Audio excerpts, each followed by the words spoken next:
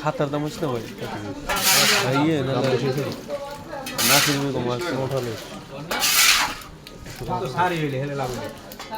আর কত কেন দিয়ে আমি কত কেন